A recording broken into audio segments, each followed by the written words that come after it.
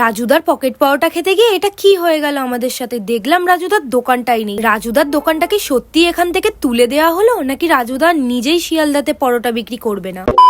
Hi guys, আজকে কিন্তু আমি সকাল সকাল ঘুম থেকে উঠে রেডি হয়ে নিয়েছি, আর আজকে আমি চলে যাব শিয়ালদা। আর এখন কিন্তু ঘড়িতে 6টা বাজে, আমি পুরো রেডি হয়ে গেছি। এবার আমি সাইকেলটা নিয়ে চলে যাব স্টেশন, ওখান থেকে ট্রেন ধরেই যাব শিয়ালদা। তো চলো তাহলে ভিডিওটা শুরু করা যাক।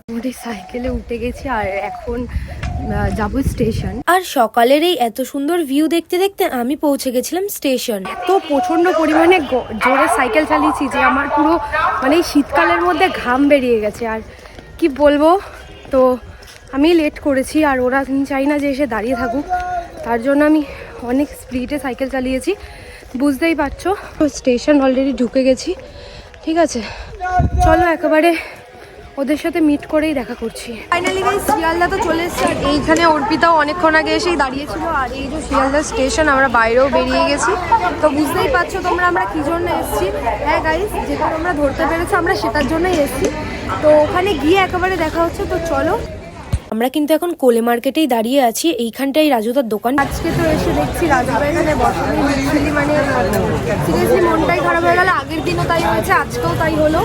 আর আমরা কিন্তু এখন চলে এসেছি কোলে মার্কেট থেকে এনআরএস হসপিটালের পেছনের দিকটাতে। আর এখানটায় কিন্তু রাজুদা বসে, তোমরা সবাই জানো কিরকম প্রচন্ড পরিমাণে এখানে ভিড় হয়। আর আজকে পুরোই দেখতে পাচ্ছ জায়গাটা ফাঁকা, কারণ আজকে রাজুদা এখানে বসেনি, পুরো জায়গাটাই দেখো ফাঁকা। আর এখানের কিছু কাকু বললো রাজুদার নাকি কিছুদিন ধরে প্রচন্ড পরিমাণে শরীর খারাপ, তাই রাজুদা এখন বসছে না। সত্যি কথা বলতে অত দূর থেকে এসে সবাই আমরা অনেক দূর থেকে এসেছি, আর সমস্যা হচ্ছে কি যে কিছু না পাওয়ার কারণে আমরা এখন যাচ্ছি ডেকস ল্যান্ডে।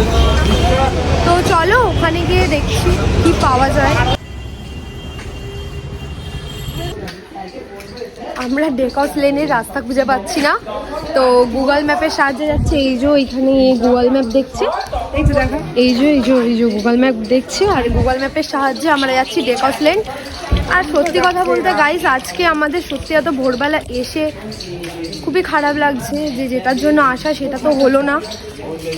তো আর কী করা যাবে, এখন তো যেতেই হবে আমাদের, আর আমরা এখন যাচ্ছি। যাই হোক চলো দেখা যাক। আর ওরা এখানে কিন্তু ঝগড়া করতে করতে যাচ্ছিল। তারপরে কিন্তু শিয়ালদা থেকে কিছুটা গিয়ে এই বাসে উঠে গেছিলাম। এখান থেকে আমরা চলে যাব ধর্মতলা ডেকস ল্যান্ড যাওয়ার জন্য। আর আমরা কিন্তু এখন আছি ধর্মতলা এসপ্ল্যানেডের এই চারমাথা মোড়টায়। এবার আমাদের কিন্তু রাস্তাটা ক্রস করতে হবে, ক্রস করে কিছুটা হাঁটলেই রয়েছে ডেকস ল্যান্ড। আমরা কিন্তু চলে এসেছি মোটামুটি ডেকস ল্যান্ডের কাছাকাছি। এখান থেকে আর কিছুটা হাঁটলেই কিন্তু ডেকস ল্যান্ডের গলি, আর গলিটার প্রথম থেকে লাস্ট অব্দি শুধুই ফাস্টফুড। চলো তাহলে এবার ভেতরের দিকে যাওয়া যাক।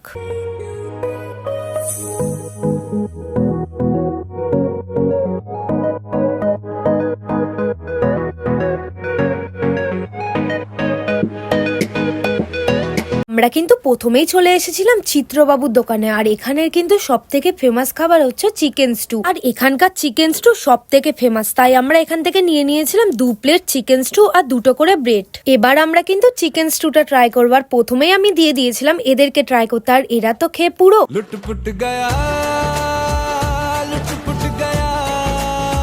আর আমার জাস্ট দারুণ লেগেছে।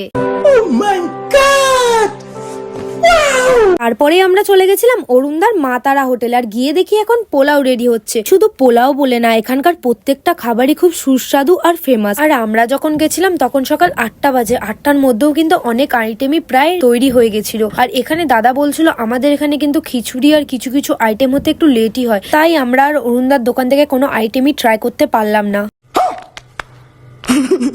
প্ল্যানেট মেট্রো স্টেশন, এখান থেকে এবার আমরা মেট্রো ধরে চলে যাব দমদম। ওরাও চলে যাবে যে যার বাড়িতে, আর আমিও চলে যাব। আমরা কিন্তু অলরেডি মেট্রোতে উঠে গেছি। মেট্রো থেকে নেমে ওরা চলে যাবে বারাসাত, আর আমাকে চলে আসতে হবে একা একাই ব্যারাকপুরে। আর হ্যাঁ, আমি কিন্তু মেট্রো থেকে নেমেই ট্রেন ধরে চলে এসেছিলাম ব্যারাকপুরে। আজকের ব্লগটা এখানেই শেষ করছি, দেখা হচ্ছে আমার নতুন ব্লগে, বাই।